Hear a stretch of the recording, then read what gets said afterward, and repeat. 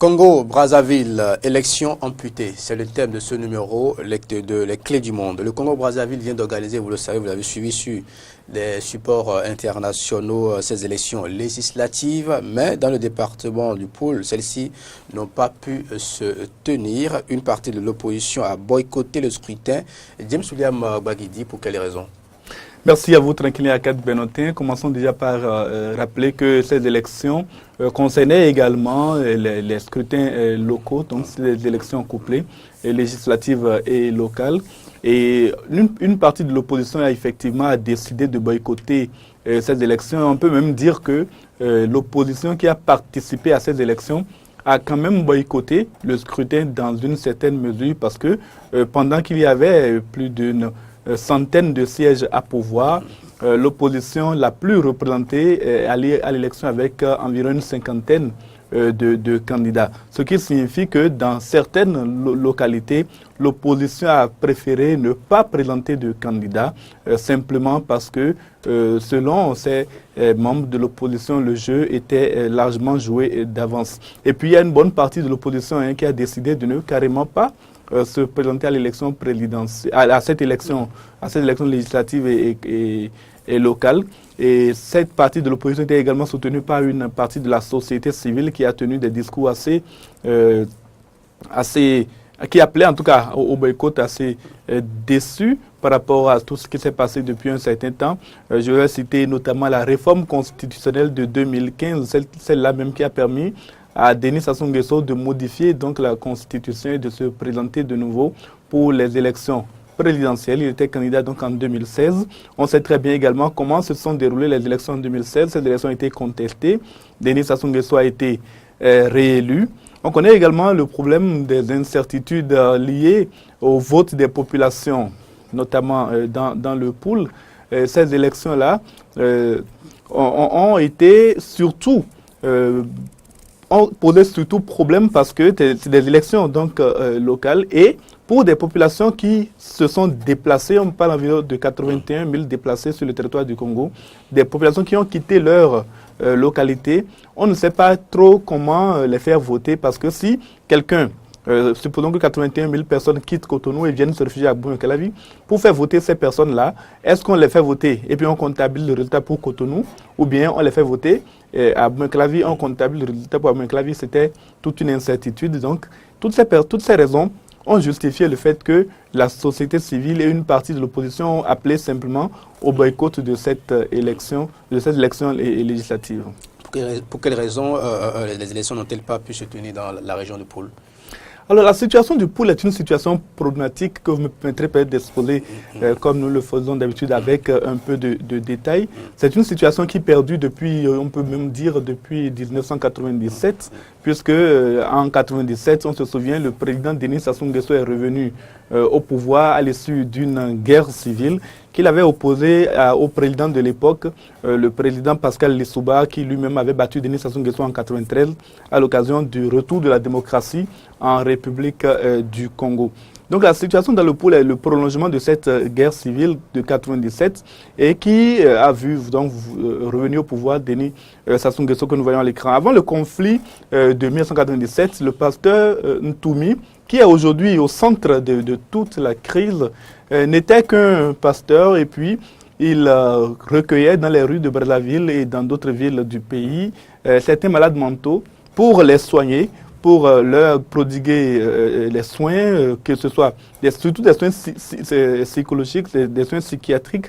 Il n'est pas un spécialiste de la médecine psychiatrique, mais en sa fonction de pasteur, il croyait avoir cette capacité de soigner les personnes atteintes de ces pathologies psychologiques. Et donc, il avait réussi à réunir autour de lui un certain nombre de personnes, surtout des personnes qui avaient des problèmes psychologiques, des problèmes psychiatriques, et les soignait dans les locaux qu'il s'était donc construits pour le faire à Brazzaville.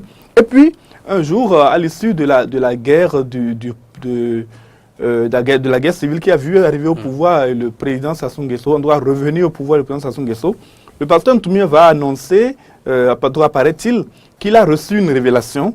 Et cette révélation lui demande retourner dans le pool, de se réfugier dans le pool. Le pool est une région quand même plus ou moins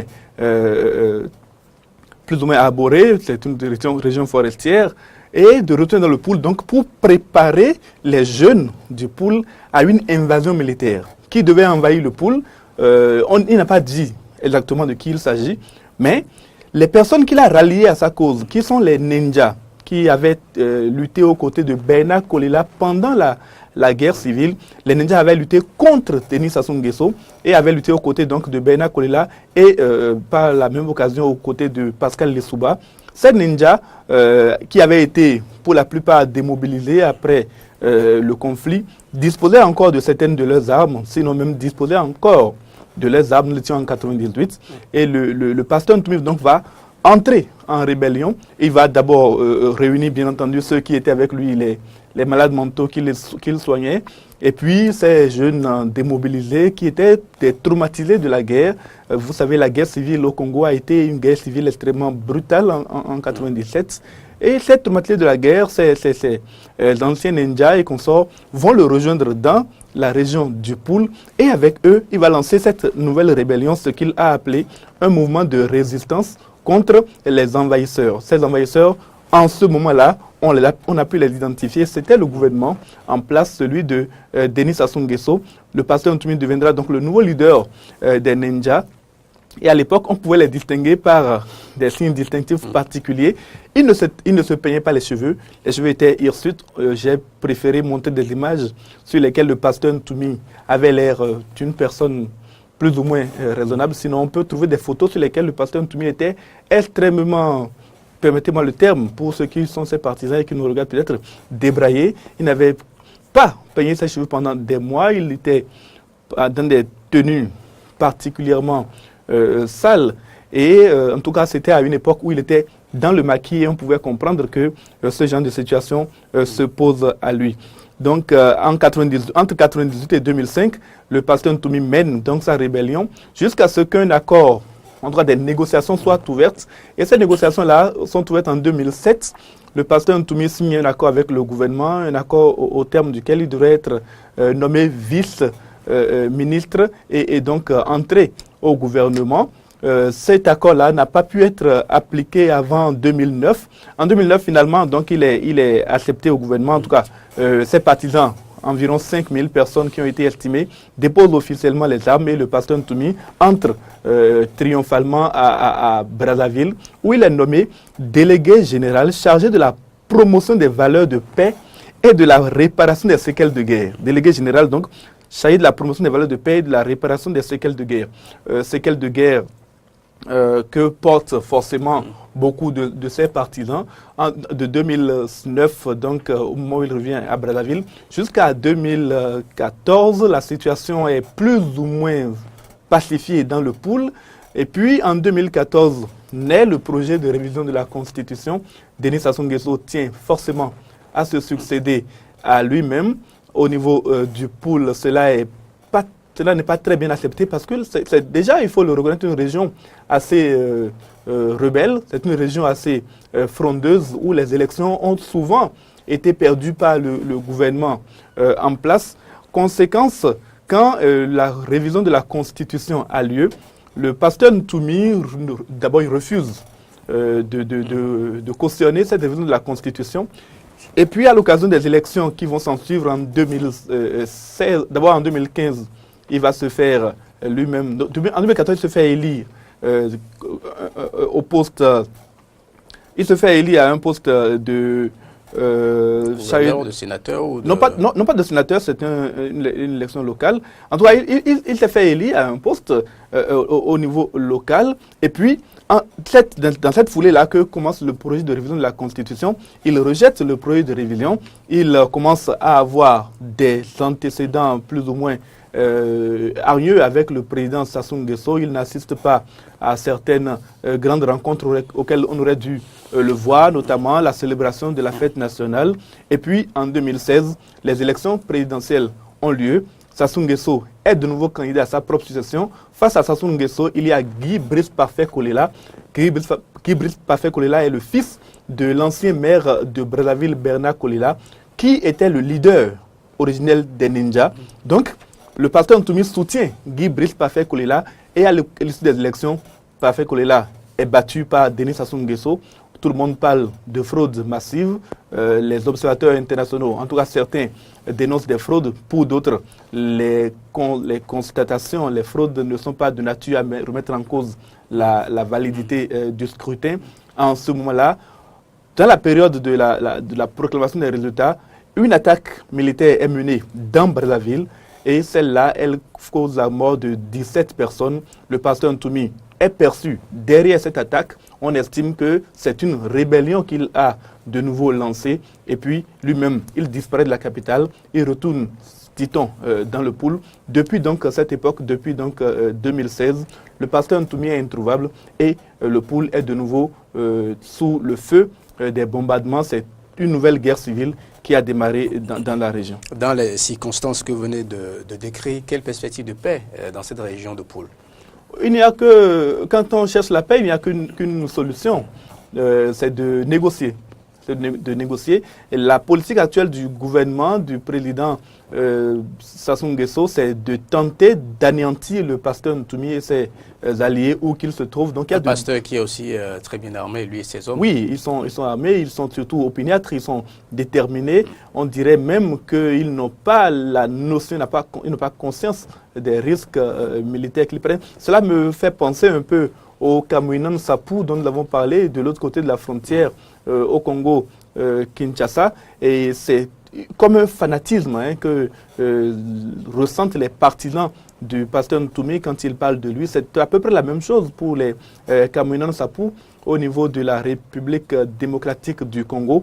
Et donc, pour pouvoir arriver à une paix avec ces gens-là, il faut négocier, il faut faire des concessions, mais on n'est pas encore dans cette situation aujourd'hui. Le président Denis Sassou Nguesso, qui détient l'essentiel du pouvoir en République du Congo, qui est puissamment armé, qui est soutenu en cette matière-là également d'un point de vue international, n'a pas l'intention de négocier. Sinon, s'il fallait faire quelque chose, négocier, développer la région du Pool et peut-être même accepter l'intervention de médiateurs internationaux, mais nous n'en sommes pas malheureusement encore arrivés là. Autre chose, Dieu Suliam Gbagidi, est-ce que les députés sortant de la zone du Pool auront la possibilité de siéger au Parlement en l'absence des élections dans leur circonscription?